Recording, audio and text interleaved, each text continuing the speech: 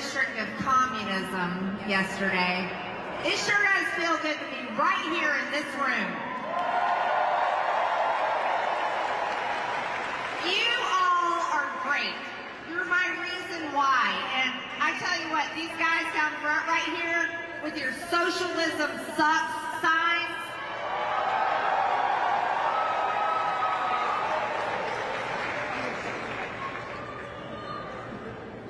you know, that was my first campaign slogan. Save America, stop socialism. But we have a bigger fight. We have a bigger fight, ladies and gentlemen. I really want to talk to you about it. While I want to come out here and throw you all kinds of promises, I'm sick and tired of the lying politicians that do that, campaign cycle after campaign cycle. You know, November 4th, 2020, is when the real civil war in this country started. They stole the election. They stole it.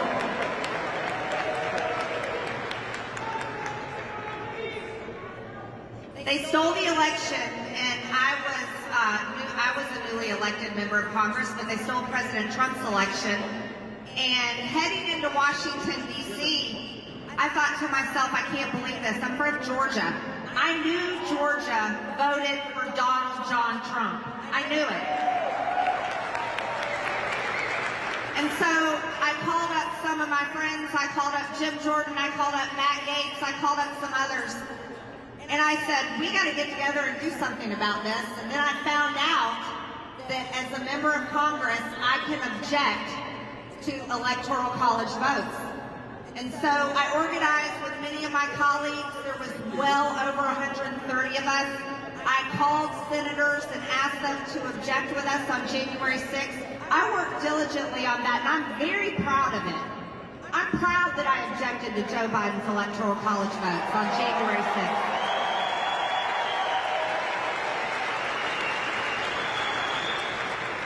And then I was shocked, absolutely shocked, at what happened that day. Americans protested an election. By the way, American citizens own the elections. American citizens pay for the elections. Your tax dollars pay for it. And American citizens have a God-given right by our Constitution to have free and fair elections.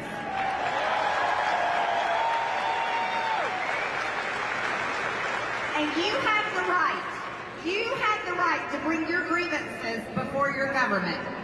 Because guess what? You elect that government, and your tax dollars pay for that government, and the American people empower that government. So if you don't feel good about the election, there's nothing wrong with protesting it. And there was nothing wrong with protesting the election on January 6th. And any Democrat, that's right, and any Democrat, and any person from the mainstream media, and anyone that wants to continue to shame us for January 6th can go to hell.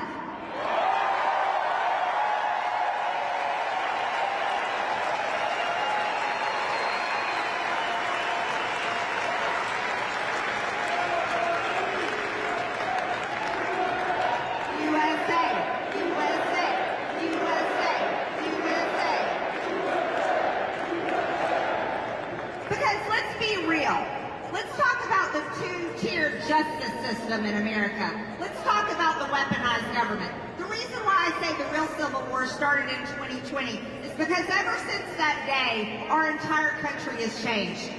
I was in Washington, D.C., and I'll never forget when the Biden administration and Nancy Pelosi, as Speaker of the House, brought in nearly 30,000 National Guardsmen and turned our Capitol complex into a military base. And you weren't allowed in there. The American people weren't allowed in there. And then they proceeded to shut down the country over COVID. They masked school children. They shut down schools. They closed beaches. They silenced your speech. They kicked you off social media. They attacked the very core of our freedoms, all for a virus that they made in a lab in Wuhan, China.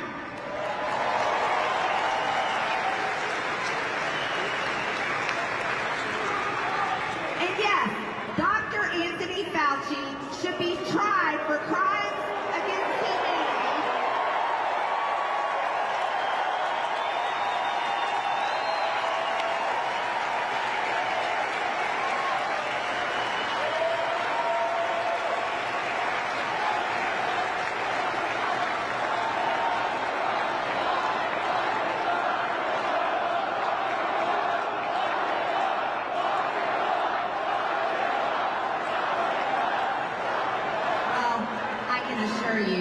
I have anything to do with it, we will lock him up.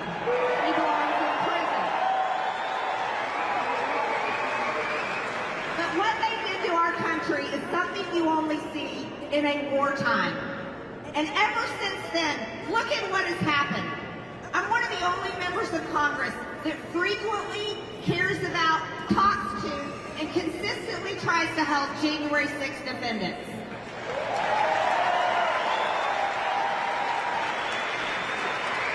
These people, what you need to know, these people are being locked up for years and years and years by our federal government, while the same federal government has completely ignored Antifa, which is an organized Marxist, anti-government, anti-America organization that has attacked our government, our police officers, and wreaked havoc across America for years now. They completely ignored violent BLM riots who burned cities, attacked police officers, killed people, caused over $2 billion in damages in our city streets.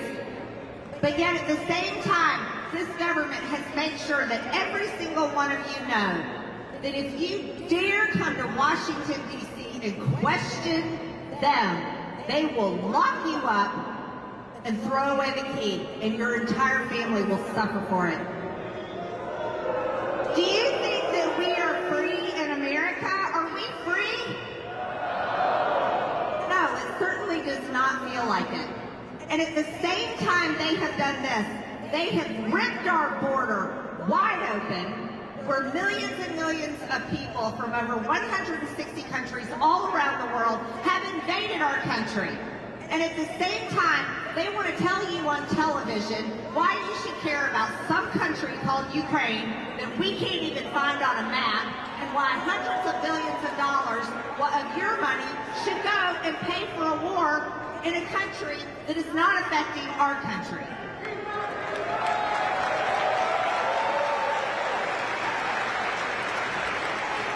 And listen to this. This one has me beyond pissed off. Now, this same sorry government, these same pathetic individuals, these same people that aren't smart enough to even do the simplest task, who have put our people in over $34 trillion in debt. I mean, you talk about math, it's kind of complicated, right, for these people? It's not hard. These same people that have ripped our border open allow terrorists, drug dealers, human trafficking, child sex trafficking, the worst of the worst, rapists, gangs, criminals, to come in America, who are all high and mighty and self-righteous, and they have got to lock up Donald John Trump. That is their greatest thing. The only thing they care about is putting President Trump in jail. And here's the one thing that has me infuriated. This pathetic trash, Alvin Bragg from New York, trash, creates his fake charges, his fake felony charges. It is a bunch of bullshit.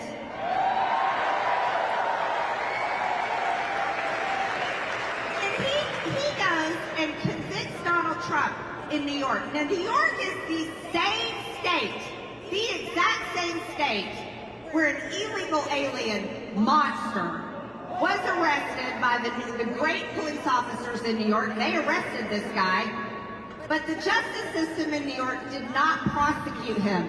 They released him. And then that scumbag came down to Georgia and killed our girl, Laken Riley.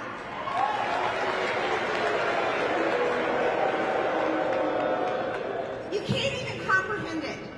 The state of New York convicts a former president and the Republican candidate for the United States of America on fake charges, but yet they release an illegal alien that murders an innocent young woman. We do not have a country anymore, ladies and gentlemen. We are post-Constitution. This is serious. And I want you to understand, the reason why I'm talking the way I'm talking is because I work in Washington, D.C. I work with these people. They have the most unbelievable ideas for your future, for my children's future. By 2035, they want every single one of you to drive an electric vehicle. No, you can't buy a gas or diesel. Yeah. Oh, you won't have a choice because you're a bunch of climate sinners. It gets worse. They want you to allow everyone in across our border, and then you're hateful if you don't allow all these people to just suddenly become citizens and vote in our elections. Shame on you. It's insane. It's insane. And by the way, I serve on the Homeland Security Committee, and all the Democrats say that all these people are invading our country because of the climate. Did you know that? They don't like the weather, apparently, where they come from. It's ridiculous. But they have further plans. They have further plans. They want to pack the Supreme Court. They will destroy justice in America. They hate Alito. They want Justice Alito taken off the Supreme Court. They hate Clarence Thomas. They want to take him off the Supreme Court. But it gets worse. They want to take away your guns, your right to defend yourself.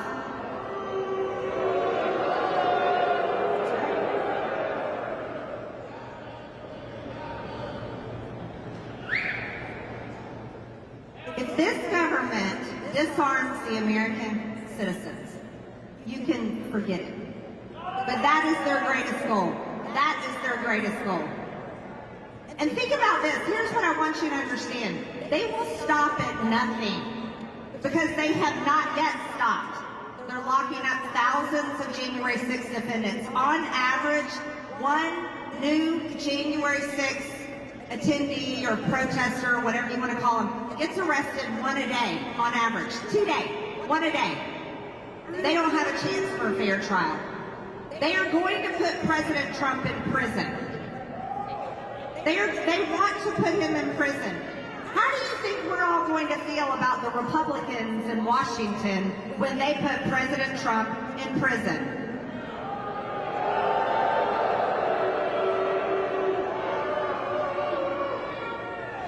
I don't know how we could let this happen, but it will get worse. It will get worse. Think about it. They have a dementia patient in the White House. It's true. And they are concerned about him losing. Doesn't that concern you? It concerns me.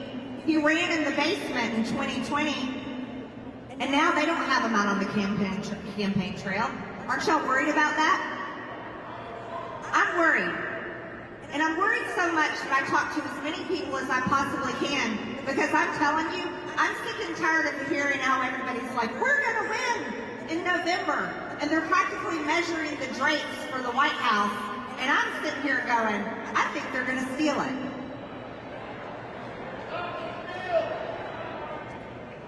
So here's what concerns me. The fact that they aren't worried about Joe Biden being their candidate. The fact that they are unapologetic about putting people in prison like Donald Trump, Steve Bannon, Peter Navarro, innocent grandmothers that protest abortion clinics, people that just walked in the Capitol, talked to Capitol police officers and walked out, parents that held their school boards accountable. If they're unapologetic about it right now, while poll after poll after poll has Donald Trump winning the election, you better be concerned, because I'm concerned. And here's what that means. I'll leave you with this. Here's what that means.